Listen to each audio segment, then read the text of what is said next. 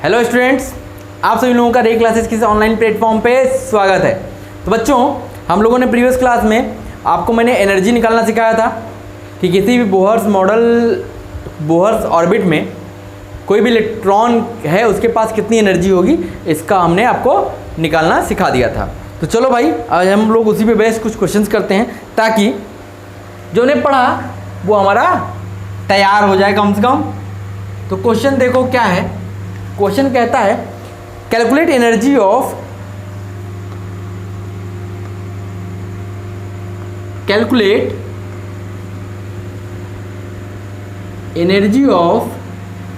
किसकी energy? First, second, third and fourth Bohr orbit. First, second, third and fourth Bohr orbit. Fourth Bohr orbit किसके लिए? Of hydrogen atom. Of hydrogen atom. Hydrogen atom के लिए आप उसके first orbit का energy बताइए, second orbit का energy बताइए, थर्ड, फोर्थ, जितने भी आपको ऑर्बिट का देगा उसका एनर्जी हमको फाइंड आउट करना है। यहाँ पे हमें 4 ऑर्बिट तक का बताना है, ठीक है। तो हमें एनर्जी कैलकुलेट करना है। किसका कैलकुलेट करना है? हाइड्रोजन एटम का। तो चलो भाई, अगर हम हाइड्रोजन एटम की बात कर रहे हैं तो हाइड्रोजन एटम के लिए Z कितना होगा? Z होगा 1। Z कितना होगा? 1 होगा। ये तो सबको पता है। और हमने आपको एनर्जी क्या बताया था? nth ऑर्बिट के लिए एनर्जी बताई थी हमने। क्या बताई थी भाई?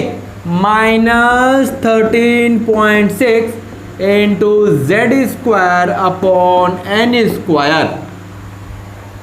यही बताया था ना। मैंने कहा था इसको आपको याद रखना है। अब हम लोग इसी का यूज करेंगे, इसी फॉर्मूले का यूज करके हम एनर्जी कैलकुलेट करेंगे। तो चलो भाई, पहले ऑर्बिट की बात करते हैं। फर्स्ट ऑर्बिट के लिए फॉर n = 1, मतलब फर्स्ट ऑर्बिट की बात हम लोग कर रहे हैं। तो एनर्जी कैलकुलेट करते हैं भाई। E1 कितनी होगी? चल भैया, -13.6 इंटू Z कितना? 1 अपॉन n², n भी कितना? 1। तो ये कितना हो गया? -13.6 इलेक्ट्रॉन वोल्ट। ये हमारी एनर्जी क्या आ गई? फर्स्ट ऑर्बिट की एनर्जी हमको मिल गई, ठीक है। चलो भाई, सेकेंड ऑर्बिट की एनर्जी निकालते हैं। सेकेंड ऑर्बिट के लिए n = 2 होगा। तो चलो भाई, E2 कैलकुलेट करते हैं। कितने आएगा? -13.6 इंटू 1² अपॉन 2²। होगा कि नहीं? होगा। चल भैया, 4 से इसको डिवाइड कर दे तो कितने आएगा? -3.4 इलेक्ट्रॉन वोल्ट। -3.4 electron volt. ये हमारे सेकेंड ऑर्बिट की एनर्जी मिल गई। हमें तीसरे ऑर्बिट के लिए भी बोला है निकालने के लिए। तो फॉर n = 3। अब तो समझ गए होगे,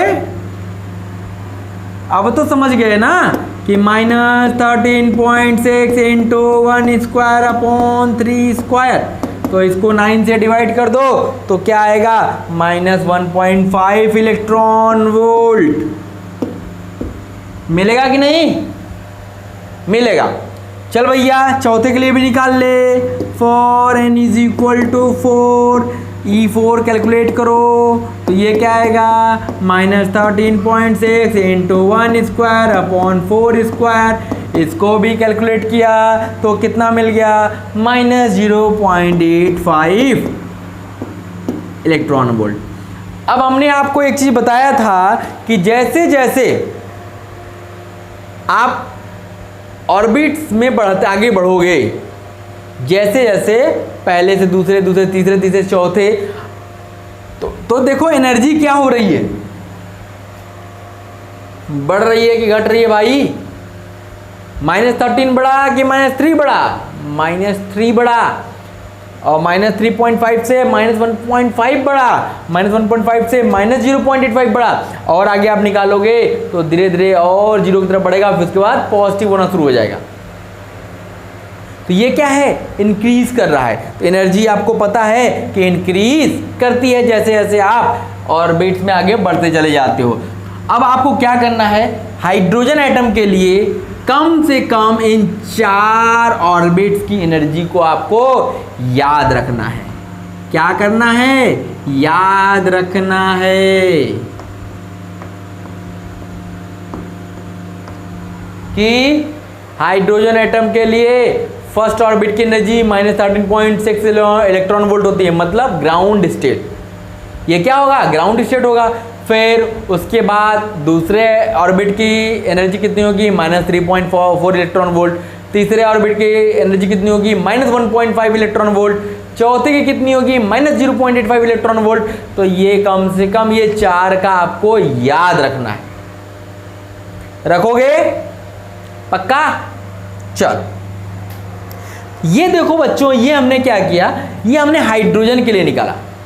अब अगर मान लो कोई और दूसरा एटम दे दे, कोई दूसरा एटम दे देगा, तो आपको करना क्या है, किसी अदर एटम के लिए अगर आपको एनर्जी निकालनी है तो बस कुछ नहीं करना है, -13.6 इंटू आपको क्या करना है, मतलब ऐसे समझो कि आपको EH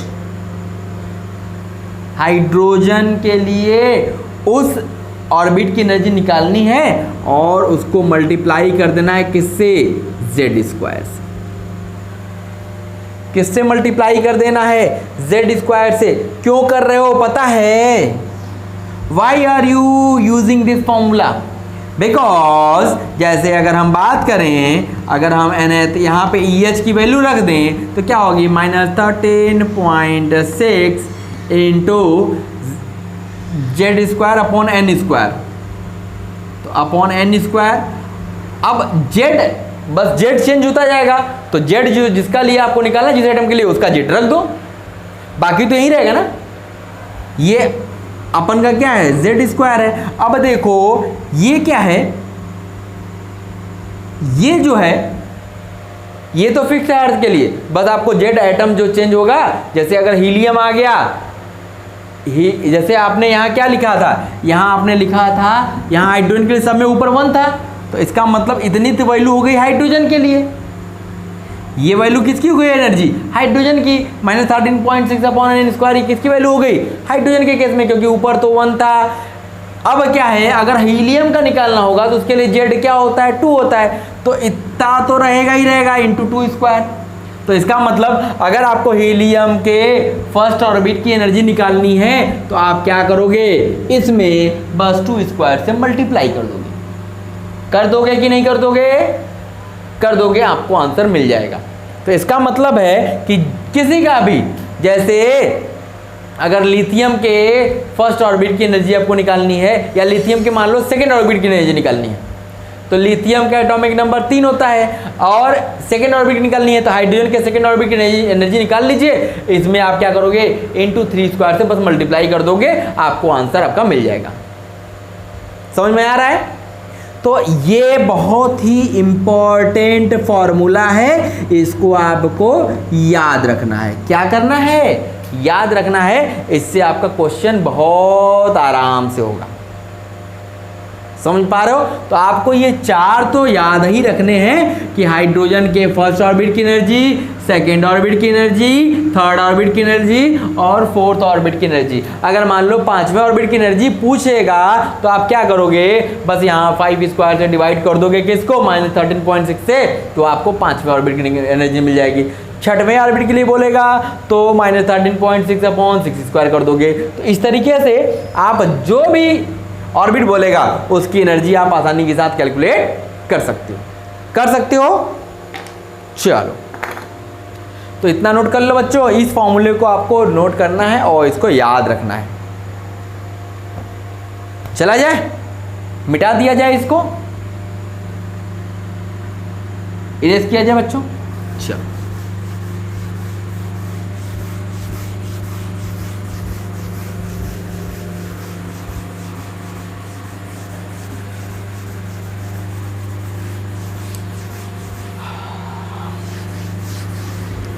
चलो भाई अगला क्वेश्चन करते हैं। कहता है calculate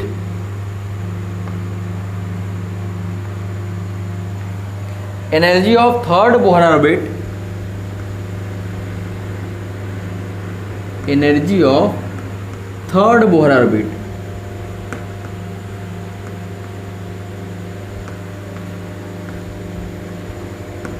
energy of third Bohr orbit of He plus ion.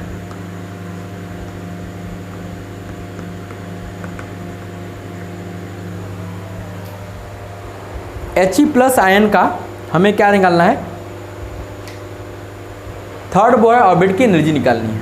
तो चलो भैया, तो अब हमें यहाँ पे He प्लस आयन दिया हुआ है। क्या दिया हुआ है, He प्लस। इसके लिए अगर Z कैलकुलेट करोगे तो हमने बोला था जितना आयन होता है उसमें एक जोड़ दो, तो इसका Z हो गया 2। अब कौन से ऑर्बिट के लिए बोल रहा है, थर्ड ऑर्बिट के लिए, मतलब n = 3। तो हमें मतलब निकालना है E3 निकालना है। तो हम लोग क्या करेंगे, E3 में क्या करेंगे हम लोग, एनर्जी ऑफ हाइड्रोजन किसका, थर्ड वाले ऑर्बिट का लिखेंगे इनटू 3 स्क्वायर कर देंगे। ठीक, अब थर्ड वाले ऑर्बिट की एनर्जी बताओ क्या होती, पहले की -13.6, दूसरे की -3.4, तीसरे की -1.5। तो इसका क्या हो गया, -1.5 इंटू 3 का स्क्वायर मतलब 9। तो ये हो गया -6। सॉरी, यहाँ Z की वैल्यू रखी जाती है बाबू भाई, ये Z की वैल्यू रखी जाती है 2 स्क्वायर। ये हो गया 2 स्क्वायर, 2 2 जा 4, 15 4 जा 60, तो -6.0 इलेक्ट्रॉन वोल्ट। यहाँ पे Z स्क्वायर आता है ना, तो Z स्क्वायर Z की वैल्यू कितनी है 2, तो आ गया आपका। तो ये देखो कितना आसानी से हम लोगों ने कैलकुलेट कर लिया, हुआ कि नहीं, समझ में आ गया। चलो एक और क्वेश्चन करते हैं, नोट कर लिया बच्चों, इरेज किया जाए। चलो भाई और क्वेश्चन करते हैं। कहता है calculate total energy, kinetic energy and potential energy. कहता है calculate total energy, kinetic energy and potential energy. आपको इनको कैलकुलेट करना है for second Bohr orbit, for second Bohr orbit.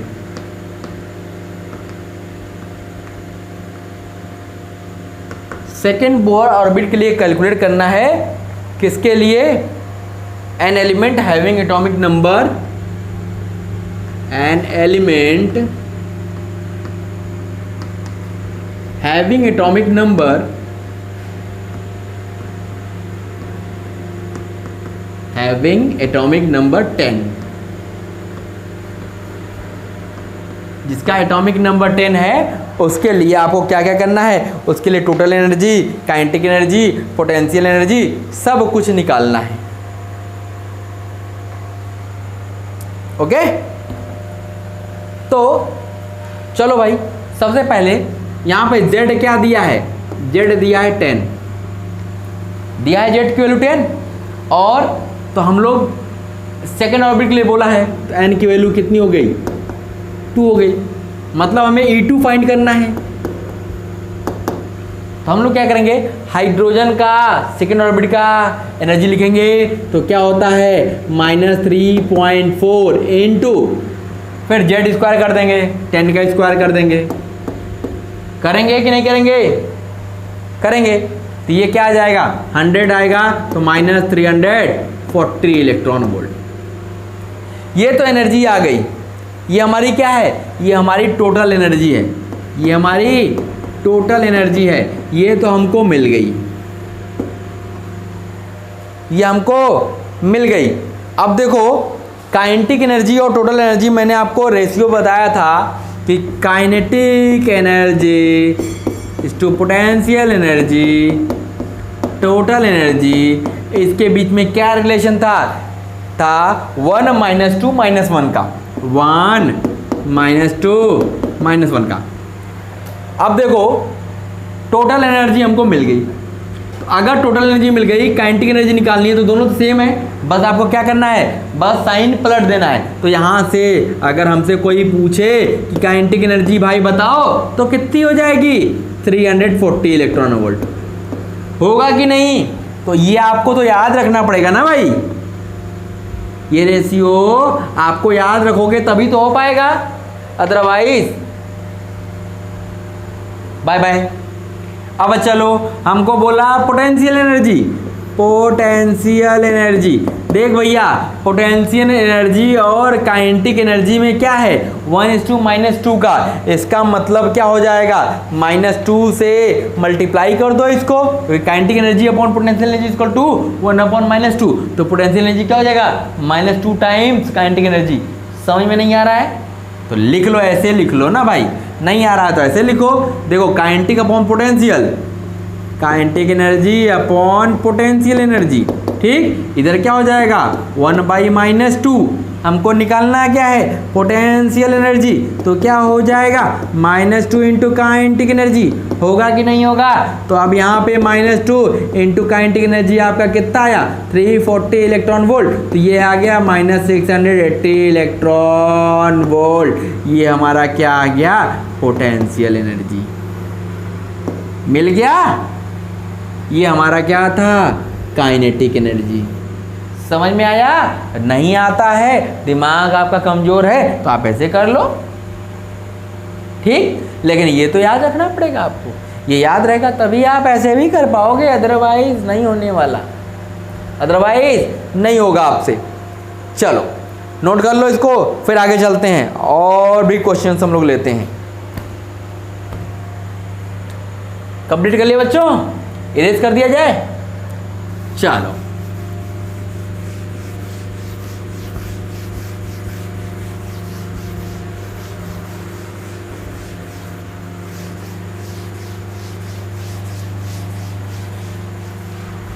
चलिए भाई एक क्वेश्चन और करते हैं, लिखिएगा calculate ratio of energy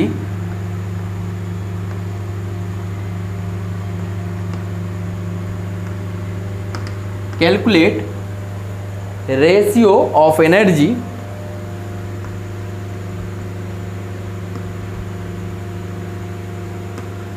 of third Bohr orbit of third Bohr orbit of किसका third Bohr orbit B+3 ion, B+3 ion to fifth Bohr orbit of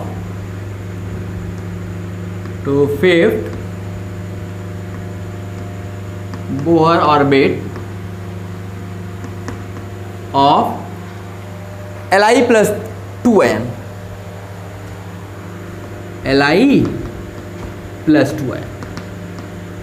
देखो भाई हम लोग रेशियो वाले क्वेश्चन भी हर बार कर रहे हैं, तो यहाँ भी क्वेश्चन ले लेते हैं। देखो क्या कहता है कि आपको रेशियो ऑफ एनर्जी निकालना है, किसके लिए निकालना है third Bohr orbit of B+3 ion और fifth Bohr orbit of Li+2 ion. इसके लिए आपको क्या निकालना है, इसके लिए हमको निकालना है एनर्जी का रेशियो। तो अब कोई बच्चा क्या करेगा, दोनों की एनर्जी अलग अलग निकालेगा फिर डिवाइड करेगा। काहे ऐसे करते हो, दिमाग लगाओ, दिमाग भगवान ने दिया है तो उसको यूज़ करो, कुछ सोचो। पहले लगे नहीं एनर्जी का फॉर्मूला लिख के लगे वैल्यू रख के सॉल्व करने, नहीं ऐसा नहीं करना है, आपको आराम से सोचना है। मैं रेशियो वाले क्वेश्चन बता चुका हूँ काफ़ी, तो आपको वो टेक्निक अपनानी है। तो देखो हम क्या करते हैं, सीधे रेशियो के लिए बात करते हैं। E1/E2 हमको निकालना है। मान लेते हैं E1 रेशियो किसके लिए थर्ड बोहर ऑर्बिट के लिए है, ये और E2 है फिफ्थ बोहर ऑर्बिट के लिए है। तो देखो जब E1 की हम लोग बात करेंगे तो इसको अगर हम लोग लिखेंगे तो इसको कैसे लिखेंगे -13.6 इंटू Z² अपॉन चलो लिख लेते हैं Z1² अपॉन N1²। ये होगा, इधर क्या होगा -13.6 इंटू Z2² अपॉन N2² होगा कि नहीं होगा। चलो अब देखो यहाँ से ये तो कैंसिल हो जाएगा, यहाँ से ये तो गया, तो यहाँ से अगर हम सिंप्लीफाई कर लें तो ये मिल जाएगा Z1² into N2² upon N1² into Z2², यही मिलेगा। अब देखो यहाँ पे Z1 किसके लिए बात कर रहे हैं भाई, हम बात कर रहे हैं B+3। B+3 के लिए Z की वैल्यू क्या होगी, ये आयन जितने उससे एक बढ़ा दो, इसका Z हो गया 4² होगा। चलो अब हम N2 की बात कर रहे हैं, N2 5th बोर ऑर्बिट, तो इसका मतलब 5² अपॉन, चलो भैया N1 मतलब 3rd बोर ऑर्बिट, तो 3² इंटू Li+2 है, एक बढ़ाया तो 3² तो 25 चौका 100 चौका 400 अपॉन 3 थे 9 थे 27 3 जा 81, मतलब ये हो गया 400/81। देखो हमने कोई भी बहुत ज़्यादा कैलकुलेशन नहीं किया और आसानी के साथ आंसर निकाल लिया। अब कोई बच्चा क्या करेगा, इसको लिख के इसको मल्टीप्लाई डिवाइड करके पूरा सॉल्व करेगा, फिर रेशियो निकालेगा, फिर डेसिमल में आएगा, कितना लंबा चौड़ा करेगा। इतना नहीं करना होता है। रेशियो वाले में क्या होता है, आपको सारी चीज़ें कट जाएंगी, कैंसिल आउट हो जाएंगी, आपको मेहनत कम करना पड़ेगा। ठीक है, समझ गए। चलो इसको नोट कर लो, तो फिर हम लोग आगे का क्वेश्चन और ले लेते हैं। समझ में आ गया बच्चों ना, ये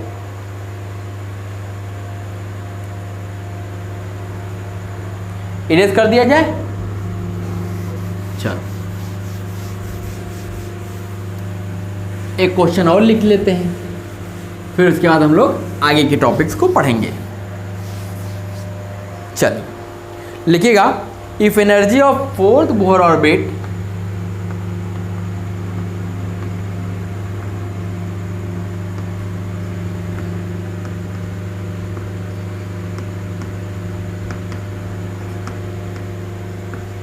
if energy of 4th Bohr orbit of Li+2 ion is x, Li+2 ion is x, जो 4th Bohr orbit Li+2 ion का क्या है, एनर्जी x है। Calculate energy of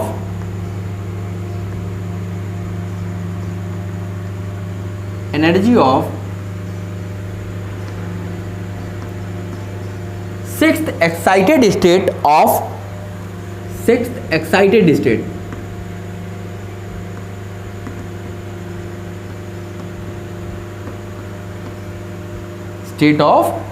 He plus ion in terms of x,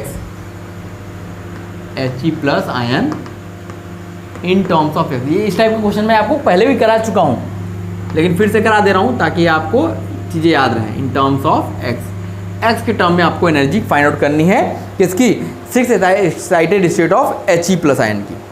चलो भाई देखो, सबसे पहले यहाँ दिया क्या है वो देख लेते हैं। Li+2 आयन के 4th बोर ऑर्बिट की एनर्जी दी गई है, मतलब हम लिखते हैं दो कीवर्ड्स की टर्म में। देखो एनर्जी किसकी दी गई है, Li+2 आयन की, कौन से ऑर्बिट की, 4th ऑर्बिट की। तो देखो हम लोग लिखते हैं इसको, तो ये हमें पता है ये क्या होता है, -13.6 इंटू Z²। Z इसके लिए कितना हो जाएगा, +2 है तो 3² अपॉन n मतलब 4², ये होगा। और इसी की वैल्यू हमको क्या दे दी गई है, इसकी वैल्यू दे दी गई है x है। ये हमारा इक्वेशन हुआ।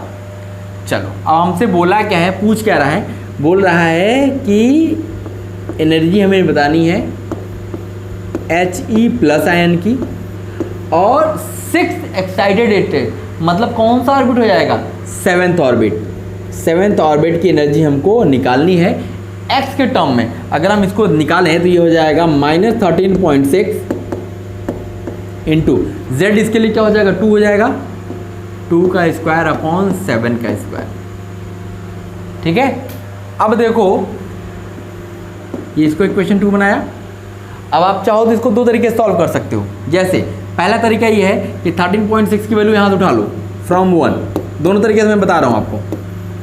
फ्रॉम 1 माइनस 13.6 की वैल्यू निकालो ऊपर से, तो ये हो जाएगा 16x अपॉन 9।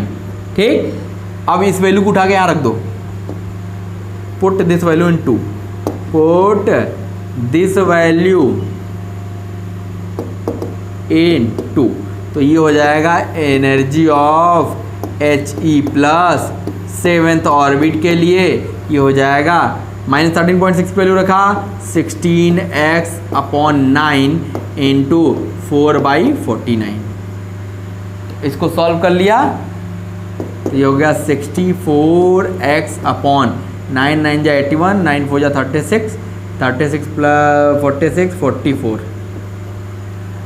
ठीक है, तो ये एनर्जी हमें x के टर्म में मिल गई। या दूसरा तरीका देखो, सेकेंड अप्रोच क्या है, दोनों को डिवाइड कर दो 1 डिवाइडेड बाई 2। तो अगर 1 डिवाइड बाई 2 करते हो तो इधर से मिल जाएगा 3 square upon 4 square multiplied by 7 square by 2 square is equal to x by energy of He plus 7th orbit. तो आपको ये निकालना है, तो ये इधर से क्या हो जाएगा, energy of He plus 7th orbit, ये हो जाएगा 64x अपॉन 441।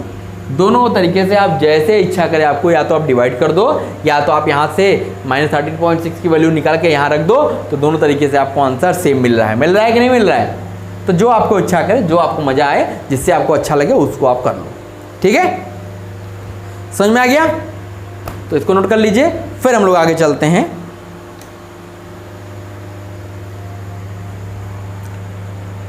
नोट कर लिया बच्चा, इरेज कर दिया जाए। चल,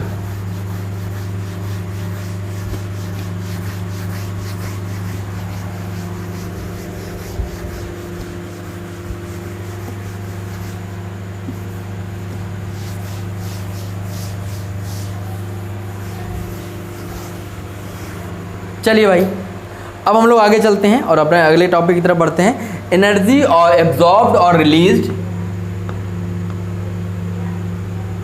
एनर्जी एब्जॉर्ब्ड और रिलीज्ड,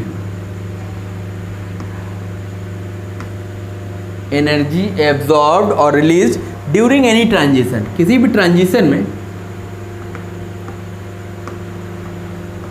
एनी ट्रांजिशन। देखो ट्रांजिशन का क्या मतलब है, ट्रांजिशन का मतलब है जब एक स्टेट से दूसरे ऑर्बिट में जाता है कोई इलेक्ट्रॉन, तो वहाँ पे आपको पता है जब एक से दूसरे में जाता है तो वहाँ से क्या करेगा, एनर्जी लेगा तब जाएगा, और ऊपर से अगर नीचे आएगा तो एनर्जी रिलीज करेगा। तो कितना एनर्जी एब्जॉर्ब कर रहा है या कितना एनर्जी ले रहा है ट्रांजिशन के दौरान, अब हम इसके बारे में देखना चाहते हैं। तो देखो क्या होता है, जैसे मान लो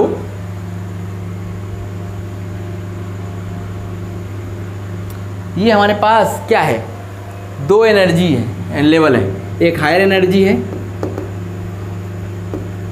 हायर एनर्जी लेवल,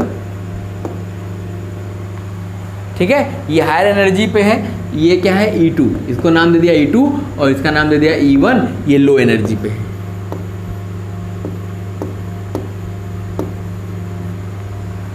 जब कोई इलेक्ट्रॉन इस एनर्जी लेवल से इस एनर्जी लेवल में जाता है, लो एनर्जी लेवल से हाई एनर्जी लेवल में जाएगा, तो वो क्या करेगा, एब्जॉर्ब्ड एनर्जी, वो एनर्जी को क्या करेगा, एब्जॉर्ब करेगा, फिर यहां तक जाएगा। ठीक है, मतलब अगर कोई इलेक्ट्रॉन लो एनर्जी लेवल से हाई लेवल एनर्जी में जाएगा तो उसे एक इलेक्ट्रॉन को क्या करना पड़ेगा, एब्जॉर्ब करना पड़ेगा, वो एनर्जी एब्जॉर्ब करेगा। लेकिन अगर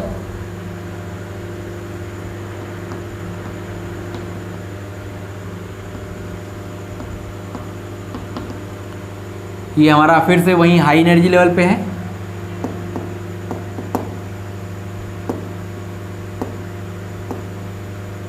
और ये हमारा लो एनर्जी लेवल। ठीक है, अगर कोई इलेक्ट्रॉन हाई एनर्जी लेवल से लो एनर्जी लेवल में आता है, हाई एनर्जी लेवल से लो एनर्जी लेवल में अगर कोई इलेक्ट्रॉन आता है तो वो क्या करेगा, वो एनर्जी को रिलीज करेगा। एनर्जी क्या करेगा, रिलीज करेगा, तब वो नीचे आएगा। तो मतलब हाई एनर्जी से लो एनर्जी में आएगा तो एनर्जी रिलीज करेगा, लो एनर्जी से हाई एनर्जी में आएगा तो एनर्जी एब्जॉर्ब करेगा। ठीक है, अब अगर हमें एनर्जी एब्जॉर्ब या रिलीज, देखो En टोटल एनर्जी था, अब ये एब्जॉर्ब हो रहा है या En रिलीज हो रहा है।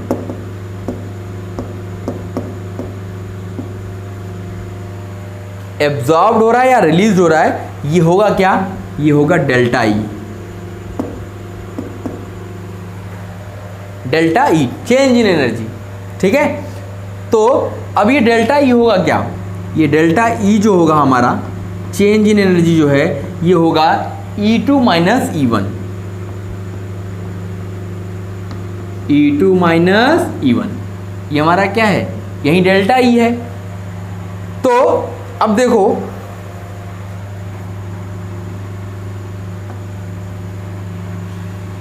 अगर देखो E2 माइनस E1 कर रहे हैं, अगर ये ज़्यादा है ये कम है तब तो ये पॉजिटिव आएगा, ये क्या आएगा, ये पॉजिटिव आएगा।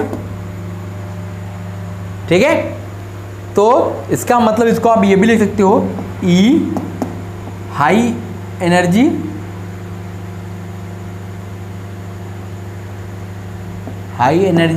Minus E low energy.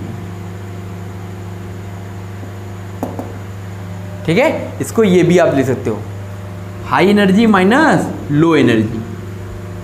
ठीक, अगर हम इसकी बात करें तो अगर हम इसको फॉर्मूले के बारे में लिखें तो E2 का मतलब हो गया सेकेंड स्टेट की, तो इसके लिए आपका क्या होगा फॉर्मूला, -13.6 इंटू, अब अगर हम लोग इसको जेड के टर्म में रख देते हैं, Z square upon N square, N की जगह क्या आ गया, या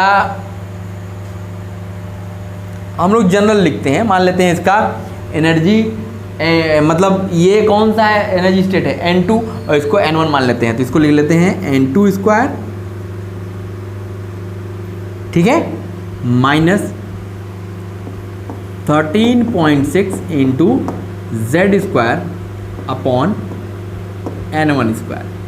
हमने N1 N2 ही माना हुआ है, अभी हमने कुछ ज़्यादा किया नहीं है, लेकिन यहाँ पे एक माइनस पहले से है, इसको ब्रैकेट लगाया, यहाँ माइनस लगा दिया, क्योंकि ये माइनस यहाँ आएगा, फिर E1 का energy -13.6 into Z square upon N1 square. ठीक है, तो अब यहाँ से जो देखो डेल्टा ई क्या हो जाएगा, यहाँ से जो हमारा डेल्टा ई आएगा, यहाँ देखो कॉमन ले लो आप, -13.6 या +13.6 कॉमन लो, 13.6 कॉमन लो, जेड स्क्वायर ले लो, तो ये हो गया 13.6 जेड स्क्वायर हमने कॉमन लिया। देखो यहाँ से ये माइनस में प्लस हो गया, 1 upon N1 square minus 1 upon N2 square. ठीक है, तो अब यहाँ देखो जो ये हमारा N1 है, ये हमारा मेन फॉर्मूला बन गया चेंज इन एनर्जी का, मतलब एनर्जी एब्जॉर्ब हो रही है, एनर्जी रिलीज हो रही है। अब यहीं से हमें निकल के फाइनली मिलेगा, यहाँ पे N1 देखो क्या है, N1 आपका स्मॉल है, N2 क्या है, ये आपका लार्ज है।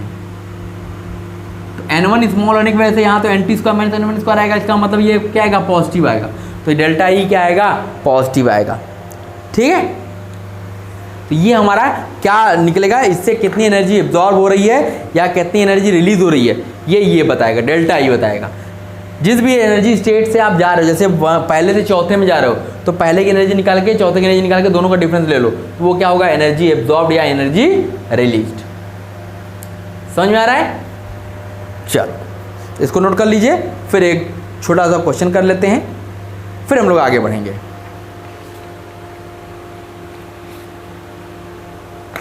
हो गया बच्चों, इरेज किया जाए, इसको नोट कर लीजिए, काफ़ी अच्छा है ये चीज़ें। इन सब चीज़ों को आपको याद रखना है, क्वेश्चंस में आपको मिलेगा ये सारी चीज़ें कि ट्रांजिशन के दौरान कितनी एनर्जी एब्जॉर्ब हो रही है या कितनी एनर्जी रिलीज हो रही है। चलो एक छोटा सा क्वेश्चन लिखो तो आपको चीज़ें समझ में आएंगी। कहता है calculate energy required to promote the electron, calculate the energy required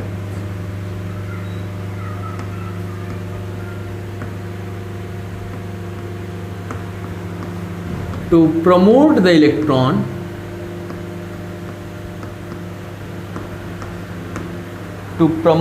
electron of Li plus 2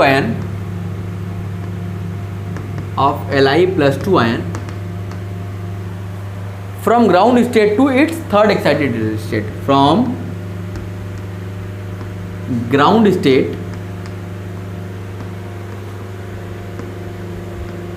to its third excited state।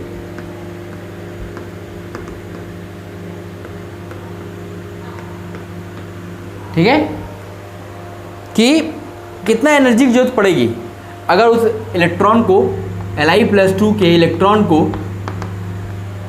Ground state से उसके थर्ड एक्साइटेड स्टेट में जाना है। तो ग्राउंड स्टेट का मतलब समझ रहे हो, ग्राउंड स्टेट का मतलब हो गया इसके लिए N1 की वैल्यू हो गई 1, N1 की वैल्यू हो गई 1। अब third excited state, third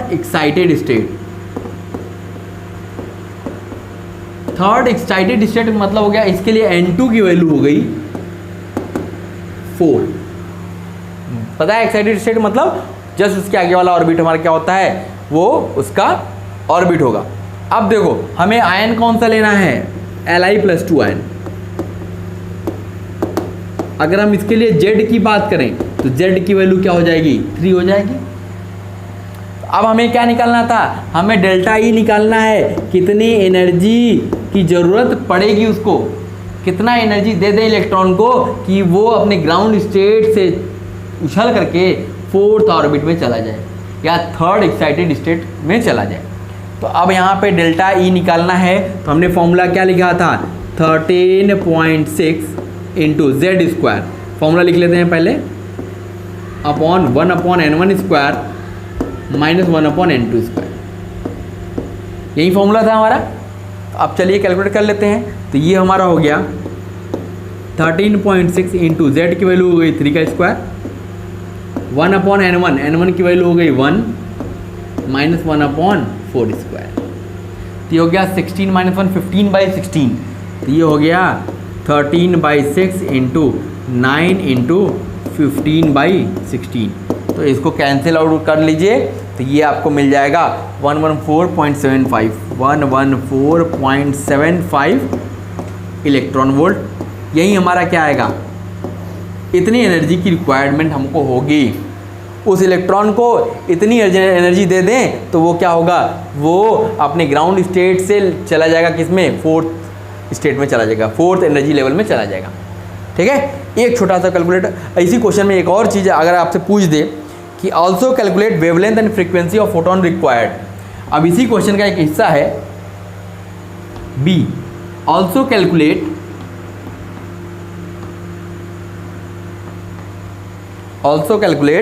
wavelength and frequency of photon।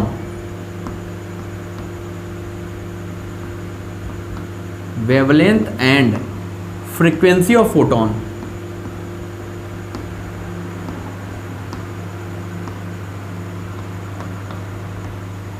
wavelength and frequency of photon required for this transition, required for this transition।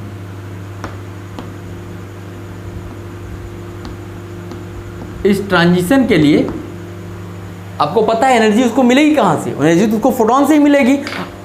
तो कितना वेवलेंथ का हमें फोटोन लेना पड़ेगा या कितनी फ्रीक्वेंसी का फोटोन हमें लेना पड़ेगा ताकि वो ग्राउंड स्टेट से फोर्थ स्टेट में चला जाए। तो लेमडा की वैल्यू हम लोगों ने निकालना आपको बताया था। लेमडा की वैल्यू डायरेक्ट निकालने के लिए हमने बताया था आपको क्या, 12,400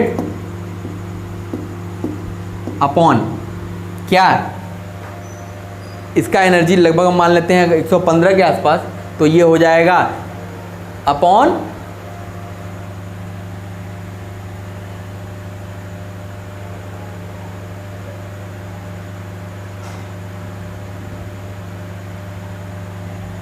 एनर्जी, तो ये हो जाएगा 115 मान लेते हैं, तो ये लगभग ये किस में आएगा, एंगस्ट्रॉम में आएगा, और ये वैल्यू आएगी कितनी, इसको आप सॉल्व कर लीजिएगा 1070 एंगस्ट्रॉम, 1070 एंगस्ट्रॉम।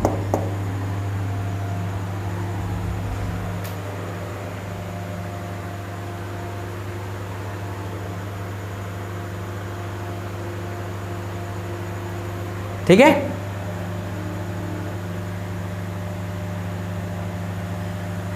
समझ में आ गया।